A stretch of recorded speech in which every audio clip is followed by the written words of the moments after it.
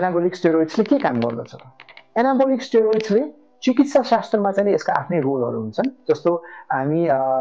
कसैको puberty delay भयो भने जब हामी वयस्कता जुन भन्छ त्यो डिले भयो भने त्यस्तो अवस्थामा चाहिँ हामी प्रयोग गर्ने गर्दछौँ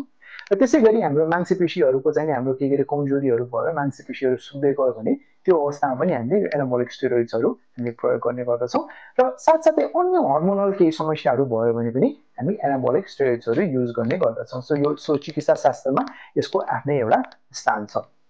भने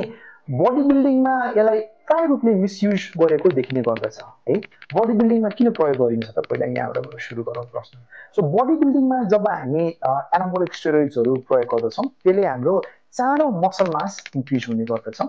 र त्यसै गरी जुन हाम्रो फ्याट लस पनि हामी बडी बिल्डर्सहरूलाई चाहिएको हुन्छ यसले चाँडो फ्याट लस गराउने गर्दछ चाँडो मसल मास चाहिँ वृद्धि गराउने गर्दछ र जुन रिकभरी टाइम हुन्छ रिकभरी टाइम पनि यसले छुट्याइदिने गर्दछ सो त्यही कारणले बडी बिल्डिङमा यसलाई प्रयोग गरिने गर्दछ